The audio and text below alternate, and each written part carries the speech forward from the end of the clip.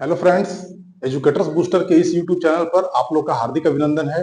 ठीक है, आज हम लोग घास के मैदान, ग्रासलैंड ऑफ द वर्ल्ड, विश्व के घास के मैदान पर एक चर्चा करेंगे। ठीक, इसे मैं लगभग 2 पार्ट में लेकर आया हूं आप लोग के पास। पहला पार्ट जो होगा वो एक ऐसा पार्ट होगा जिसमें आप लोगों को समझना है, समझ विकसित करना है। कंसेप्चुअल पार्ट होगा, संकल्पनात्मक हिस्सा होगा ये। इससे आपको ये पता चलेगा कि घास का मैदान क्या है, ये क्यों वहीं पर बना है। ठीक है, इसकी जलवायुविक दशाएं क्या है, ठीक, इसकी मौसमिक दशाएं क्या है ना। और इस तरह की बातें और उसकी कुछ महत्वपूर्ण विशेषताएं, ठीक, इन सब चीजों के विषय में देखेंगे। और उसके अगले पार्ट में हम लोग इसके वैश्विक वितरण, ठीक है, या वर्ल्ड डिस्ट्रीब्यूशन को हम लोग देखेंगे। तो आइए ज्यादा देरी न करते हुए हम इस टॉपिक को स्टार्ट करते हैं। ठीक है, सही है, चलिए। तो घास के मैदान क्या है? तो देखिए, ये एक ऐसे महत्वपूर्ण पारिस्थितिकी तंत्र होते हैं, ठीक है, एक ऐसे बायोम है, ठीक, जहां पर महत्वपूर्ण प्रकार के घास प्राप्त होते हैं, ठीक, जिसकी लंबाई कुछ मीटर से लेकर के लगभग 12 से 15 मीटर तक भी प्राप्त होते हैं। ठीक है, तो इसको समझने के लिए आप यहां पर देखिए कि घास के मैदान,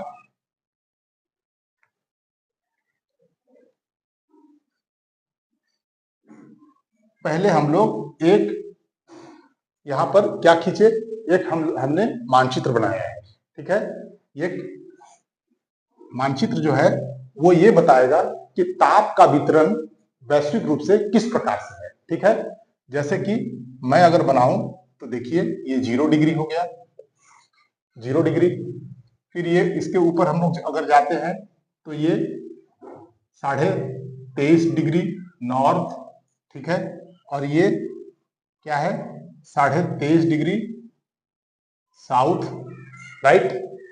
ठीक है, उसके बाद फिर हम इसके ऊपर चलते हैं तो ये क्या हो गया, 66.5 डिग्री नॉर्थ, और ये है 90 डिग्री नॉर्थ। और यहां पर आते हैं तो फिर ये 66.5 डिग्री क्या हो जाएगा, साउथ, और ये 90 डिग्री साउथ। तो घास के मैदान को समझने से पहले आपको एक बार तापीय कटिबंध को समझना होगा, तभी पता चलेगा कि घास के मैदान के प्रकार क्या होते हैं। तो देखिए, तो इसके बीच में 23.5 डिग्री साउथ और 23.5 डिग्री नॉर्थ, मतलब क्या, मतलब ये कि कर्क रेखा और मकर रेखा के मध्य में जो क्षेत्र होता है इसे कहते हैं उष्ण कटिबंध, या इसे टोरिड जोन कहते हैं। क्या, torrid zone, torrid zone, torrid zone कहते हैं, या फिर आप इसे लिख लीजिए उष्ण कटिबंधीय क्षेत्र। ठीक है, उसके बाद फिर 23.5 डिग्री से 66.5 डिग्री का क्षेत्र जो होता है इसे क्या कहते हैं, इसे कहते हैं शीतोष्ण कटिबंधीय क्षेत्र। ठीक है, क्या कहते हैं, शीतोष्ण कटिबंधीय क्षेत्र, या इसे टेम्परेट जोन भी कहा जाता है। ठीक है, या तो आप इसे टेम्परेट जोन कहिए, या इसे आप कहिए शीतोष्ण, शीतोष्ण कटिबंध। और इस 66.5 से 90 डिग्री के क्षेत्र को क्या कहते हैं, frigid zone, frigid, frigid zone, या इसे शीत कटिबंध भी कहते हैं, शीत कटिबंध, राइट। आप इसे ठीक से समझ लीजिए, तभी आप घास के मैदान को समझ सकते हैं फ्रेंड्स। और इसी तरीके से इसके नीचे भी जब हम आएंगे तो शीतोष्ण कटिबंध दोनों ही महाद्वीपों में प्राप्त होता है, और ये क्या हो गया, शीत कटिबंध। आपने देख लिया। ठीक है, तो घास के मैदान भी 2 तरह के होते हैं। अब देखिए, घास के मैदान कितने तरह के होते हैं, 2 तरह के मैं यहां बांट रहा हूं। पहला कौन सा होगा, एक पहला जो हो, और दूसरा क्या हो जाएगा, शीतोष्ण कटिबंधीय घास के मैदान, शीतोष्ण कटिबंधीय, शीतोष्ण कटिबंधीय घास के मैदान, घास के मैदान। देखिए, ये 2 तरीके से घास के मैदान को हमने बांटा। तो देखिए, दोनों में एक सबसे महत्वपूर्ण बात समझने की है, यह है उष्ण कटिबंधीय और ये है शीतोष्ण कटिबंधीय। तो इससे आपको ये पता चलेगा कि ये कहाँ पे प्राप्त होते हैं, राइट। जैसे कि आप जब इस मानचित्र को देखिए तो आपको पता चलेगा कि उष्ण कटिबंध का क्षेत्र कहाँ है, 23.5 डिग्री साउथ से लेकर 23.5 डिग्री नॉर्थ। मतलब क्या हुआ, कर्क रेखा से मकर रेखा के मध्य में, ठीक है, यही हुआ, कर्क रेखा से लेकर के मकर रेखा के मध्य में होते हैं। तो जैसे कि 23.5 डिग्री नॉर्थ जो लाइन है, ठीक है, 23.5 डिग्री उत्तरी जो लाइन है, ये क्या है, ये है कर्क रेखा, ठीक है, कर्क रेखा कैप्रिकॉर्न, और 23.5 डिग्री साउथ क्या है, मकर रेखा है, ठीक है, कैंसर, सॉरी ये कैंसर है, tropic of cancer 23.5 degree north, और 23.5 डिग्री साउथ क्या है, ट्रॉपिक ऑफ कैप्रिकॉर्न। तो इनके मध्य में जो प्राप्त होता है उष्ण कटिबंधीय क्षेत्र है। तो देखिए ये जो है उष्ण कटिबंधीय क्षेत्र जो है, यह घास के मैदान है। कहाँ मिलेंगे आपको, तो देख लीजिए आपको कहाँ मिल रहा है, ये मिलेगा आपको 23.5 डिग्री, ठीक है, नॉर्थ अक्षांश से लेकर के 23.5 डिग्री कहां पर, साउथ अक्षांश के बीच में, ठीक है, ठीक है, या उष्ण कटिबंध के क्षेत्र में प्राप्त होंगे, उष्ण कटिबंधीय क्षेत्र में प्राप्त होगा। तो ये आप समझ गए बहुत अच्छे तरीके से, ठीक। अब आइए शीतोष्ण कटिबंधीय क्षेत्र के घास के मैदान। तो शीतोष्ण कटिबंधीय जरा आप इसमें देखिए तो कहां मिल रहा है आपको दिखाई दे रहा है ना कि 23.5 डिग्री नॉर्थ, मतलब कि कर्क रेखा, और 66.5 डिग्री नॉर्थ जो अक्षांश है, तो 66.5 डिग्री नॉर्थ अक्षांश को क्या कहते हैं, आर्कटिक रेखा, आर्कटिक वृत्त, ठीक है, आर्कटिक सर्कल। तो उसके मध्य में प्राप्त हो रहा है, लेकिन ये दोनों ही गोलार्धों में प्राप्त हो रहा है कि नहीं, देख लीजिए यहाँ पर 23.5 डिग्री साउथ से लेकर 66.5 डिग्री साउथ के मध्य में। तो 23.5 डिग्री साउथ जो है उसको क्या कहते हैं, इसे कहते हैं हम मकर रेखा, ठीक है, ट्रॉपिक ऑफ कैप्रिकॉर्न। और 66.5 डिग्री साउथ इसे क्या कहते हैं, इसे कहते हैं दक्षिणी आर्कटिक वृत्त। तो इन दोनों के मध्य में प्राप्त होता है, तो शीतोष्ण कटिबंध मिलता है। तो इसी तरीके से उस क्षेत्र में जो घास के मैदान मिलेंगे उसे शीतोष्ण घास के मैदान कहेंगे। मतलब कि हम यहां लिख दें कि 23.5 डिग्री, ठीक है, नॉर्थ अक्षांश से 66.5 डिग्री साउथ, ठीक है, अक्षांश के मध्य में। देखिए मुख्य रूप से घास के मैदान यही मिलते हैं, ठीक, सॉरी यहां पर नॉर्थ होगा, नॉर्थ, ये उत्तर में ही ज्यादा प्राप्त होते हैं। हम लोग उत्तर में ही ज्यादा अध्ययन करते हैं इसका, इसलिए क्योंकि उत्तरी गोलार्ध में, ठीक है, उत्तरी गोलार्ध में मतलब 0 डिग्री से ऊपर महाद्वीपों का विस्तार अधिक हुआ है, ठीक। उसके वनिस्पत भूमध्य रेखा के नीचे 23.5 डिग्री साउथ से लेकर के 66.5 डिग्री साउथ के मध्य में शीतोष्ण कटिबंधीय के क्षेत्र में समुद्रीय विस्तार ज्यादा है, महाद्वीपीय विस्तार सीमित है। इसलिए यहां पर क्या है, इस घास के मैदान कम मिलते हैं, लेकिन मिलते हैं, इसलिए हम यहां लिख देंगे। कभी ऑब्जेक्टिव एग्जाम में आपको अगर आ जाएगा तो घबराने की जरूरत नहीं है, टिक कर दीजिएगा, मैं यहां लिख दे रहा हूं, ठीक है, ये यहां पर प्राप्त होगा, ठीक है, राइट। तो आप इस बात को समझ गए कि इनका क्षेत्र कहाँ है, इनका वितरण कहाँ है, ठीक है। तो इस बात को आप समझ गए कि उसके प्रकार क्या हैं। इन दोनों को जरूर आप बना लीजिए अपनी कॉपी में, क्योंकि आपको फिर बाद में समझने में काफी मदद मिलेगा, ठीक। रटने की आवश्यकता कुछ भी नहीं है, यहाँ रटने का कोई काम ही नहीं है, यहाँ तो बस समझते चलना है। मैं सारा बात आपको क्लास के अंत तक समझा दूंगा, ठीक। ये हो गया। आइए अब हम लोग नेक्स्ट अपने इस यात्रा को आगे संक्रमणशील, ठीक है, पारिस्थितिक तंत्र के उदाहरण है। ये संक्रमणशील पारिस्थितिक तंत्र के उदाहरण है, मतलब कि ट्रांजिशनल एरिया है, ये ट्रांजिशनल एरिया है, ठीक है, ट्रांजिशन एरिया है। मतलब ट्रांजिशन एरिया का मतलब क्या होता है, एक ऐसा क्षेत्र जहां पे दो महत्वपूर्ण क्षेत्रों के गुण या प्रॉपर्टी वहां पर प्राप्त होते हैं। संक्रमणशील ऐसे क्षेत्रों को कहा जाता है। इसे ही हम क्या कहते हैं, इकोटोन। आप इसे क्या कह सकते हैं, इकोटोन। क्या, इकोटोन, इकोटोन।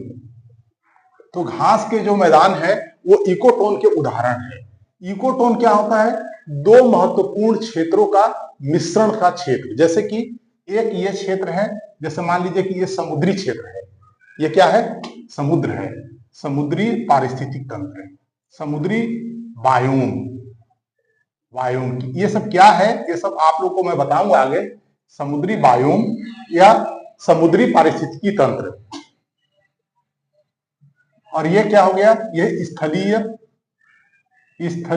पारिस्थितिक तंत्र है, पारिस्थितिक तंत्र या स्थलीय बायोम कहिए। तो इन दोनों के मध्य का जो ये क्षेत्र है, ये क्या है, ये ओवरलैपिंग एरिया है, ठीक है। ओवरलैपिंग एरिया का मतलब ट्रांजिशनल क्षेत्र, संक्रमणशील क्षेत्र है ये, जहां पर दोनों के गुण प्राप्त होते हैं। ये दोनों के गुणों से युक्त है। यहाँ पे समुद्र और स्थलीय दोनों पारिस्थितिकी तंत्र के गुण होते हैं। समुद्र प्लस क्या, स्थल, इन दोनों के गुणों से युक्त क्षेत्र है ये। तो इसे क्या कहते हैं हम, इसे कहते हैं हम कि ये ट्रांजिशन क्षेत्र है। तो यहाँ की उत्पादकता बहुत उच्च होती है, यहाँ की उत्पादकता अति उच्च होती है, उत्पादकता अति उच्च होती है, इसे ही कहते हैं इकोटोन। तो इसी तरीके से घास के मैदान भी इसी तरीके के महत्वपूर्ण क्षेत्र से युक्त होते हैं, इकोटोन के उदाहरण है। मतलब कि इकोटोन का मतलब हो गया कि जैसे हम यहां से चलना प्रारंभ किए तो डायरेक्ट हम यहां पर, जैसे मान लीजिए कि यहां पर एक बहुत ही सघन वनस्पति का क्षेत्र है, मतलब कि ये वन का क्षेत्र है, यहाँ बहुत सारे वन है, ठीक है, बहुत सारे वन है, सघन वन है, ठीक है। और यहाँ पर रेगिस्तान है, ठीक है, डेजर्ट है। तो रेगिस्तान से डेजर्ट, ठीक है, रेगिस्तान से डेजर्ट की तरफ जाने में बीच में बहुत सारे घास के ये मैदान प्राप्त होते हैं, ये घास के मैदान प्राप्त होते हैं। तो देखिए, क्या ये जो घास के मैदान है, क्या ये एकदम से वृक्ष है? नहीं है, एकदम से वृक्ष नहीं है, और एकदम से रेगिस्तान नहीं है। ये क्या है, ये घास के मैदान है, ठीक है। मतलब कि ये क्या है, ये फॉरेस्ट है, फॉरेस्ट। और ये क्या है, डेजर्ट, ठीक है, डेजर्ट, ठीक है, मरुस्थल, मरुस्थल, ये मरुस्थल है। और ये क्या है, जंगल है। तो जंगल से मरुस्थल की ओर जब हम मूव करते हैं तो डायरेक्ट हमें रेगिस्तान न मिलकर के एक संक्रमणशील क्षेत्र प्राप्त होता है, वो घास का मैदान है, ठीक। तो इसका मतलब है ये घास का मैदान क्या है, इकोटोन है। मतलब ये चेंजिंग को दिखा रहा है। चेंजिंग का मतलब बदलाव को, बदलाव का मतलब देखिए, वृक्ष के बाद हम सीधे रेगिस्तान में न जाकर के, कटीले वनस्पति में न जाकर के, पहले हम एक घास का मैदान देखते हैं। तो ये इकोटोन हो गया, इकोटोन, ठीक है। तो घास का मैदान एक संक्रमणशील पारिस्थितिक तंत्र है, इकोटोन का उदाहरण है। याद रखिएगा, ये क्वेश्चन कभी भी आ सकता है, ध्यान रखना है इसे, ठीक है। उष्ण कटिबंधीय घास के मैदान, या इसे ही क्या कहते हैं,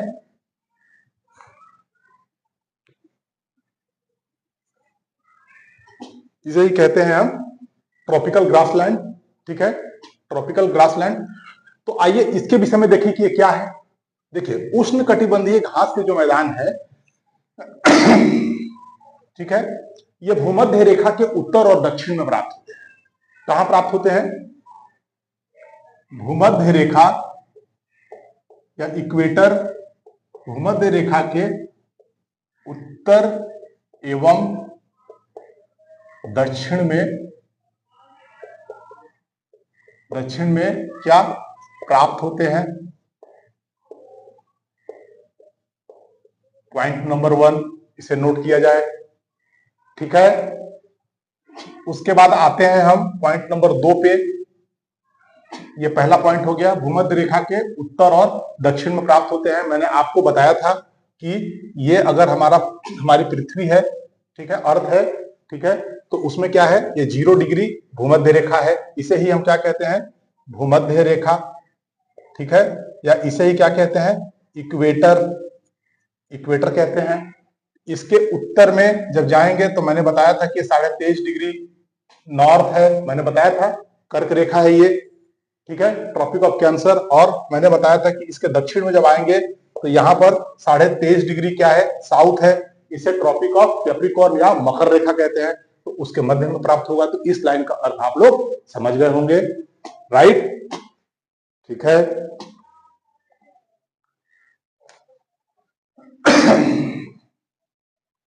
ठीक है, सेकंड पॉइंट में आइए। उष्णकटिबंधीय घास के मैदान में वर्षा व्यापारिक पवनों से होता है। लिखते हैं दूसरा नंबर, वर्षा व्यापारिक पवनों से होती है। देखिए व्यापारिक पवन जो है, पवन एक महत्वपूर्ण टॉपिक है, क्लाइमेटोलॉजी में चलेगी, लेकिन आपको याद रखना है कि व्यापारिक पवनों से वर्षा होता है। यह व्यापारिक पवन का उत्पत्ति स्थल क्या है? 35 डिग्री, ठीक है, 30 से 35 डिग्री उत्तरी और दक्षिणी अक्षांश से यह पवन की उत्पत्ति होती है, जो कि 0 डिग्री या भूमध्य रेखा की ओर चलती है। तो आपको याद रखना है कि व्यापारिक पवनों से उत्पत्ति होती है। देखिए किसी भी घास के मैदान को पढ़ने से पहले हमें वहां की जलवायु दशाओं को जानना बहुत जरूरी है, इसीलिए मैं इस टॉपिक को डील कर रहा हूं। ठीक है, तो व्यापारिक पवनों से यहां पर वर्षा होती है। थर्ड नंबर पॉइंट, यहां वर्षा कितनी होती है, सबसे मेन बात यही है। तो लिख लीजिए कि वर्षा यहां पर इस घास के मैदान के क्षेत्र में वर्षा जो है वो लगभग 50 डिग्री से लेकर के कितना, 50 डिग्री नहीं, 50 सेंटीमीटर से लेकर के लगभग 130, कुछ लोग 150 भी कहते हैं। कोई इसमें कोई बहुत ज्यादा हार्ड एंड फास्ट रूल नहीं है, आपको पता चल जाना चाहिए कि एवरेज 80 सेंटीमीटर वर्षा यहाँ होती है। और एक रेंज के रूप में देखें तो 50 से लेकर के 130 सेंटीमीटर अगर आप कहेंगे तो गलत नहीं होगा। ठीक है, वर्षा होती है, आपको ये बात एकदम याद रखना है। ठीक है, अगला पॉइंट पे आइए, पॉइंट नंबर चौथा, तापमान। तो देखिए तो तापमान क्या है इस क्षेत्र का, तो आइए तापमान पे हम लोग बात करें। तो तापमान देखिए क्या है कि ये आपको तो ऐसे ही पता चल गया कि ये उष्ण कटिबंध का क्षेत्र है, तो तापमान यहाँ पर कम तो नहीं होगा। तो यहाँ पर जानते हैं यहाँ पर वर्ष भर तापमान जो है वो 18 डिग्री सेंटीग्रेड, देखिए 18 डिग्री सेंटीग्रेड से कम तापमान यहाँ पर नहीं प्राप्त होता है। तो सीधे सीधे लिख लीजिए 18 डिग्री सेंटीग्रेड से अधिक तापमान, आप ये लिख लीजिए अधिक तापमान प्राप्त होता है, यहां पर देख लीजिए, इस बात को याद रखना है। ठीक है, यहां तापांतर बहुत अधिक नहीं होता है। तापांतर का मतलब जैसे शीत ऋतु और ग्रीष्म ऋतु, इन दोनों के मध्य में, ठीक है, तापमान का जो अंतर है, तापांतर, वो यहाँ पर क्या है, न्यून होता है, न्यून माने कम। क्यों? क्योंकि यहाँ पर वर्ष भर सूर्य का तापमान लगभग प्राप्त होता है। ठीक है, इतना पॉइंट हो गया। अब देखिए, अब यहाँ पर क्या होता है कि यहाँ पर, ठीक है, अब यहाँ पर क्या होता है कि एक बात आपको समझना है, वो बिल्कुल समझा के ही मैं आगे बढ़ूंगा। अब यहाँ पर कि जैसे मैंने बताया ये 0 डिग्री, ठीक है, भूमध्य रेखा है, और इसके ऊपर क्या है, इसके ऊपर है 23.5 डिग्री, मैंने यहाँ पर लिखा है 23.5 डिग्री नॉर्थ, और यहाँ पर मैंने क्या लिख दिया, 23.5 डिग्री साउथ। ठीक है, ये मैंने लिख दिया। ठीक है, अब देखिए यहाँ पर क्या होगा कि जो पवन चलेगी, हवा जो चलेगी यहाँ पर, वो हवा चलेगी जब, तो हवा कैसे चलती है, हाई प्रेशर से लो प्रेशर की ओर। मैंने यहाँ पर आपको बता दिया हाई प्रेशर से लो प्रेशर की ओर हवा चलेगी। ठीक है, तो यहाँ पर हाई प्रेशर से लो प्रेशर की ओर हवा चलेगी, तो आपको ये जानना है कि 0 डिग्री पे हमेशा यहाँ पर लो प्रेशर का एरिया बनता है, और उसके मतलब कि अपेक्षाकृत उसके ऊपर मतलब कि 30 से 35 डिग्री पे हाई प्रेशर बनती है, इसलिए हवा इस तरफ चलती है। ठीक है, तो देखिए हवा जब चलेगी तो हवा का जो दिशा होगा उसके वजह से, ये देखिए महाद्वीप का ये पूर्वी किनारा है या पश्चिमी किनारा, तो अधिक वर्षा पूर्वी किनारे पे होगा। ठीक है, और वर्षा निरंतर धीरे धीरे घटता चला जाएगा। मतलब कि जैसे जैसे हम आगे की ओर बढ़ेंगे, जैसे मान लीजिए कि पवन ऐसे चल रही है, ऐसे चल रही है, ऐसे चल रही है, ऐसे चल रही है, तो वर्षा सबसे अधिक कहाँ होगा, पूर्वी किनारे पे होगा। लेकिन जैसे जैसे हम अंदर की ओर आएंगे, पवन जैसे ऐसे अंदर की ओर मूव करेगी, तो क्या होगा कि नमी या आर्द्रता की मात्रा पवन में कम होती चली जाएगी, और उसके वजह से वर्षा की मात्रा पूर्व से पश्चिम की ओर घटती चली जाएगी। तो इसलिए अब पॉइंट नंबर 5 पे चलेंगे, तो लिखेंगे कि इस घास के मैदान में पूर्व में अधिक वर्षा होती है, और क्रमशः धीरे धीरे पश्चिम की ओर आने पर वर्षा की मात्रा बिल्कुल घटती चली जाती है। तो लिखेंगे कि पूर्व से, ठीक है, पश्चिम की ओर और वर्षा की मात्रा घटती है। वर्षा की मात्रा घटती है। वर्षा की मात्रा घटती है, घटती जाती है। तो आप बोलेंगे कि भाई ये बताने की जरूरत क्या है? इसकी जरूरत है। इसकी जरूरत क्या है वो अभी मैं दिखाता हूं। अभी आप देखिए, यहां से कोई भी चीज रट के नहीं जाना है। इसका बिल्कुल शपथ लेकर के आप इस क्लास में आइए, अन्यथा बिल्कुल मत आइए, ठीक है। देखिए, पूर्व से पश्चिम की ओर वर्षा की मात्रा घटती जाती है। इसका यह अर्थ हुआ कि इस क्षेत्र में आप लोग कुछ पढ़ते होंगे, रटते होंगे कि सवाना के जैसा जलवायु मिलता है, सवाना घास का मैदान मिलता है। तो देखिए, होता क्या है, कुछ नहीं होता है। ये सवाना वावाना कुछ होता नहीं है, बस खाली बस खेल है। ये देखिए क्या खेल है। होता क्या है कि जैसे मैंने क्या बताया कि पूर्व की ओर अधिक वर्षा होती है और क्रमशः पश्चिम की तरफ वर्षा कम होती जाती है। तो उसमें ऐसा होता है ना कि यहाँ पर वृक्ष, ये देखिए ये वृक्ष है, ये देखिए ये वृक्ष है, ठीक है, ये वृक्ष है, ये वृक्ष है। देखिए, पूर्वी तट से वृक्ष मिलना शुरू हो जाएंगे क्योंकि वर्षा अधिक है। वर्षा अधिक है तो यहाँ देखिए बड़े बड़े यहाँ पर वृक्ष मिल रहे हैं। ये वृक्ष मिल रहे हैं, बड़े बड़े वृक्ष मिल रहे हैं, ठीक है। देखिए इस तरीके से वृक्ष मिल रहे हैं बड़े बड़े। लेकिन जैसे जैसे हम महाद्वीप के मध्य में आएंगे तो वर्षा की मात्रा धीरे धीरे घट रही है क्योंकि पवन में नमी की मात्रा घट रही है। तो यहाँ पर वृक्ष अब धीरे धीरे बौने किस्म के वृक्ष मिलेंगे। ये बौने किस्म के वृक्ष मिलना शुरू हो जाएंगे, ठीक है, राइट। और फिर जैसे थोड़े से इसके आगे बढ़ेंगे तो घास के मैदान मिलना शुरू हो जाएंगे। क्यों? क्योंकि वर्षा की मात्रा घट रही है। वर्षा की मात्रा घट रही है। और एकदम पश्चिम तट पे जब आ जाएंगे तो रेगिस्तान मिलेगा, मरुस्थल मिलेगा, ठीक है।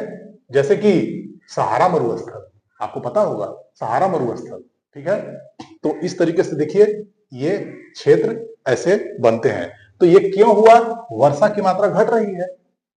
यहां पर वर्षा घट रही है।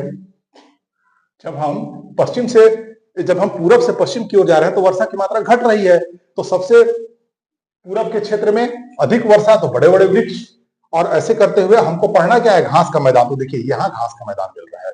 क्यों? क्योंकि महाद्वीप के तरफ या फिर पश्चिम की ओर जाने पर वर्षा की मात्रा घट रही है, इसीलिए वनस्पति की लंबाई और उनके आकार में भी परिवर्तन हो रहा है और घास का मैदान हमें यहाँ मिलता है और उसके बाद मरुस्थल मिलता है। बात समझ में आ गया? आ गया बात समझ में? ठीक है, चलिए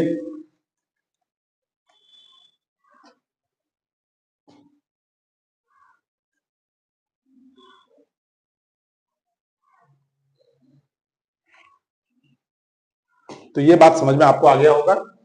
अब इसके कुछ उदाहरण हैं। जैसे मान लीजिए कि इस क्षेत्र में जहां पर उष्णकटिबंधीय घास के मैदान प्राप्त होते हैं, यहीं पर क्या है? सवाना घास के मैदान मिलते हैं, ठीक है। कौन से? सवाना। तो लिख लीजिए सवाना तुल्य घास के मैदान प्राप्त होते हैं। घास के मैदान प्राप्त होते हैं। अब हम लोग इसे वितरण के रूप में आगे देखेंगे, फिलहाल आपको इतना ध्यान रखना है, ठीक है। अब आइए हम लोग चलते हैं शीतोष्ण घास के मैदान के तरफ।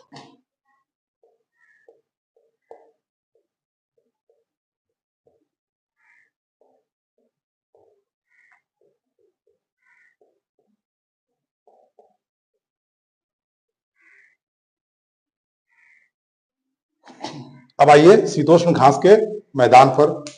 तो शीतोष्ण घास के मैदान पे जब हम आएंगे तब देखिए यहां पर क्या होता है। तो यहां पर देखें तो जब आप देखेंगे कि ये जो क्षेत्र है ये शीतोष्ण क्षेत्र में प्राप्त होता है।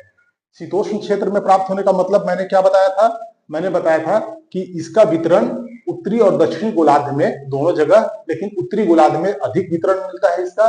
कहां से? 23.5 डिग्री नॉर्थ से लेकर के 66.5 डिग्री नॉर्थ तक, ठीक है। अब देखिए इसमें क्या हम लोग देखेंगे कि शीतोष्ण घास के मैदान में क्या है। यहाँ पर ये बात ये है कि ये जो क्षेत्र है ये पछुआ पवन के क्षेत्र में पड़ता है। मतलब यहाँ वर्षा पछुआ पवन के क्षेत्र में होती है, के द्वारा होती है। ठीक है, अब यहां पर क्या होता है कि बिल्कुल वही बात है। अब बात है पश्चिम तट से। देखिए ये हमारा क्या है, अर्थ है। ये देखिए 0 डिग्री हो गया। अब ये देखिए ये जो क्षेत्र है ये मान लीजिए ये क्षेत्र है 23.5 डिग्री, ठीक है, का क्षेत्र है ये, लगभग 23.5 डिग्री नॉर्थ का क्षेत्र है। अब देखिए होता क्या है, मैंने बताया था कि यहां से एक पवन चल रही है व्यापारिक पवन, ठीक है, दक्षिण की ओर चल रही है व्यापारिक पवन, और ये है व्यापारिक पवन, और इसके ऊपर जो पवन चलती है ये है पछुआ पवन। ठीक है, क्योंकि ये पश्चिम से आती हुई दिख रही है तो पछुआ नाम है इसका, तो पछुआ पवन है। तो ये जो क्षेत्र है 66.5 डिग्री का जो क्षेत्र है, ये क्षेत्र क्या है, टेक्निकली अगर देखा जाए तो ये पछुआ पवन के पेटी में पड़ने वाला क्षेत्र है। देख लीजिए, बात सही है, पछुआ पवन के क्षेत्र में पड़ने वाला प्रदेश है ये। तो यहां पर देखिए ये यहां पर वर्षा पश्चिम से पूरब की ओर, देखिए पश्चिम से पूरब की ओर घटती चली जाती है। यहां वर्षा हम लोगों ने यहां देखा था क्या, पूरब से पश्चिम की ओर वर्षा घट रही है, और यहां पर पश्चिम से पूरब की ओर वर्षा घट रही है। और कहीं ना कहीं मध्य क्षेत्र में, क्योंकि वर्षा जब घटेगी तो देखिए यहां पर जो एकदम पश्चिम वाला क्षेत्र है यहां पर वर्षा सबसे अधिक होगा, तो वर्षा सबसे अधिक होगा और धीरे धीरे वर्षा घटती चली जाएगी। लेकिन मध्य महाद्वीप में जब आएगी वर्षा तो ये वर्षा थोड़ी सी कम होगी, और कम होने की वजह से ये जो क्षेत्र है वो घास के मैदान का क्षेत्र होगा। ऐसे ही हम लोग जब आगे आएंगे तो ऐसे ही हम लोग देखेंगे, कहाँ, ऐसे ही देखेंगे हम लोग दक्षिण में। ठीक है, दक्षिण में देखेंगे, देखिए दक्षिण में देखेंगे तो यहां पर देख लीजिए कि ये हो गया 23.5 डिग्री साउथ।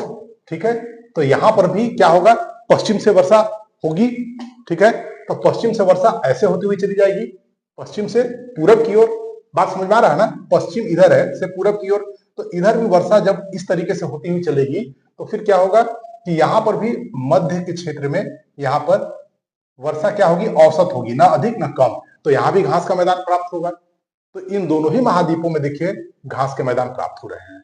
तो यही क्या हो जाएगा, मध्य अक्षांशीय या शीतोष्ण कटिबंधीय घास के मैदान, यही दोनों जगह प्राप्त होते हैं। समझ में आ गया बिल्कुल आपको? आइए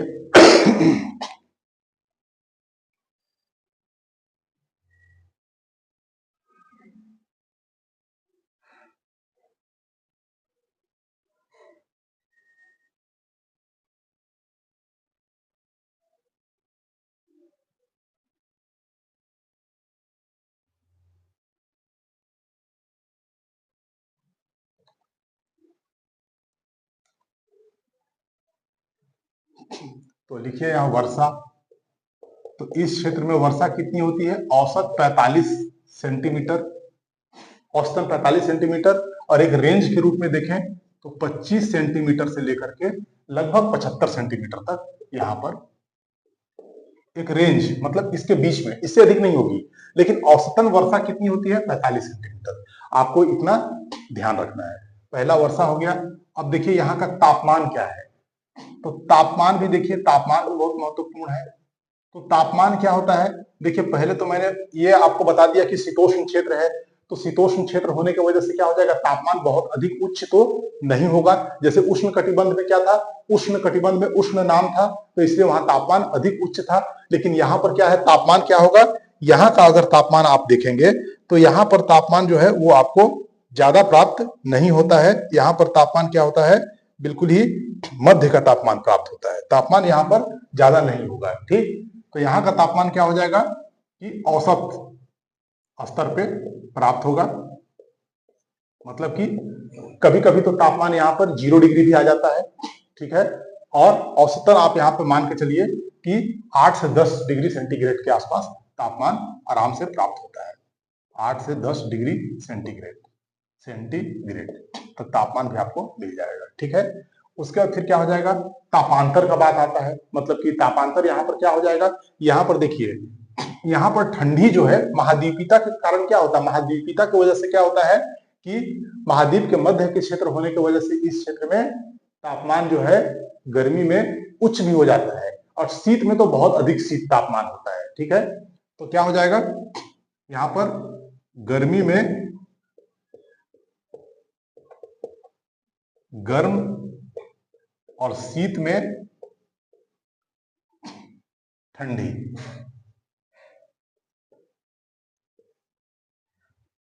इस तरह से प्राप्त होता है, ठीक है। उसके बाद फिर देखिए, तो जैसे मान लीजिए कि ये कहां कहां प्राप्त होते हैं, तो ये एशिया, ठीक है, यूरोप, फिर क्या बोलते हैं कि आप चले जाइए उत्तरी अमेरिका, ठीक है, फिर दक्षिण अमेरिका, फिर ऑस्ट्रेलिया, सभी महाद्वीपों में लगभग ये घास के मैदान प्राप्त होते हैं, ठीक है। तो जैसे उत्तरी अमेरिका,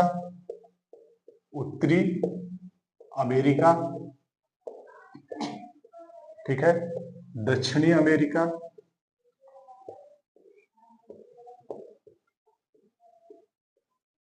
अमेरिका, ठीक है, मध्य एशिया,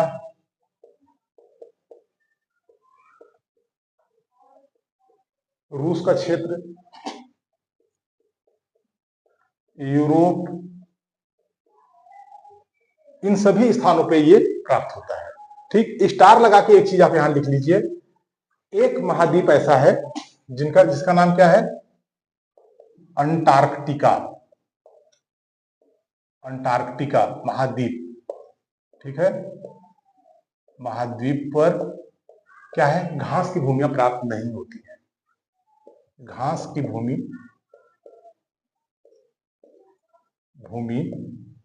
प्राप्त नहीं होती है,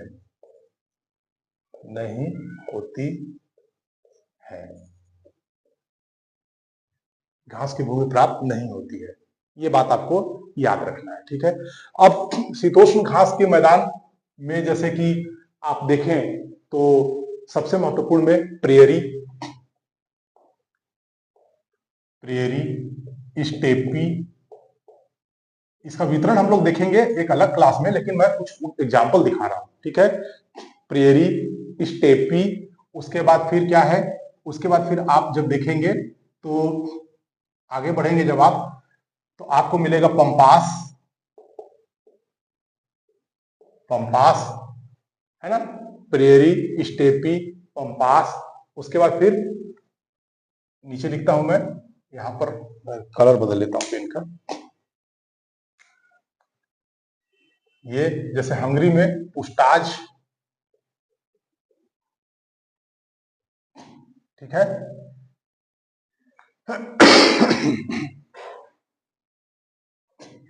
ठीक है, तो इस तरीके से घास के मैदान ये प्राप्त होते हैं, ये शीतोष्ण घास के मैदान है, ठीक है।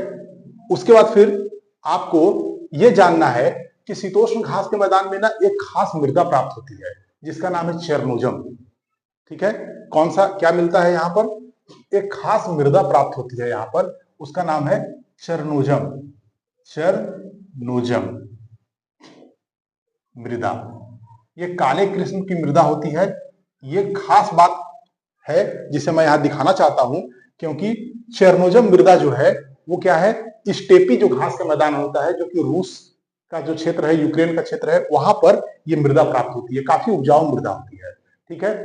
और ये जो मृदा है, ये शीतोष्ण घास के मैदान की ही देन है, उनके वजह से ही इस मृदा का निर्माण होता है, क्योंकि घास जो है, जब जो ग्रास साइकिल होता है, मतलब कि घास है, ये घास उगी और उगने के बाद ये घास धीरे धीरे क्या होती है, सूख जाती है, जब तो सूखने के बाद यहाँ की मृदा में आकर के फिर से ये मिल जाती है, तो ये साइकिल चलता रहता है, उसके वजह से ही ये मृदा का निर्माण होता है। और काफी खास मृदा है, कैल्शियम से युक्त होता है, क्यों, क्योंकि ये जो घास होती है ये जमीन से पोषक तत्वों को लेकर के, जैसे कैल्शियम वगैरह को लेकर के उगती है, और जब मृत हो जाती है, जब वो डिकम्पोज हो जाती है, अपघटित हो जाती है, तो पूरा कैल्शियम इस मृदा में मिल जाता है और एक महत्वपूर्ण मृदा का निर्माण होता है।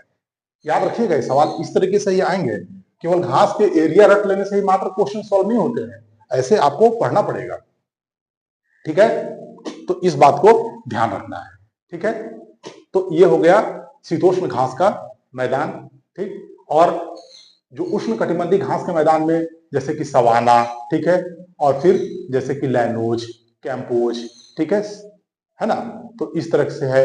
उसके बाद फिर सेलवास, वो वन है लेकिन घास के मैदान भी वहां प्राप्त होते हैं कुछ, तो इस तरीके के जो क्षेत्र हैं, वेल्ड, ठीक है, उसके बाद डाउन्स, है ना, फिर पार्कलैंड, तो इस तरह के जो क्षेत्र हैं, इन सभी का वैश्विक वितरण अलग अलग है, उसे भी हम लोगों को देखना है बहुत डिटेल में। तो आज हम लोग यहीं पे रुकेंगे और आज आप लोगों का यही काम है कि इसे बार बार आप रिवीजन कीजिए और जाकर के मैपिंग कीजिए, थोड़ा सा देखिए, और कल या अगले क्लास में हम लोग उसका वैश्विक वितरण मानचित्र से देखेंगे, क्योंकि बिना मानचित्र से आपको देखे आपसे ये चीज बनने वाला नहीं है। लेकिन उससे पहले कोई भी क्षेत्र कहाँ प्राप्त हो रहा है, उसके लिए कौन कौन से जलवायु दशाएं महत्वपूर्ण है, वर्षा कैसे होती है उस क्षेत्र में, इन सब चीजों को जानना बहुत जरूरी है। इसलिए आज का क्लास काफी महत्वपूर्ण है। ठीक है, तो हम लोग नेक्स्ट क्लास में आगे की ओर चर्चा को बढ़ाएंगे। आज यहीं तक। हमारे चैनल को आप जरूर लाइक शेयर एंड सब्सक्राइब कीजिए। ठीक है फ्रेंड, तो अगले क्लास में जरूर उपस्थिति अपने दर्ज कराइए और वितरण को हम लोग बहुत अच्छे से देखेंगे। Thank you very much.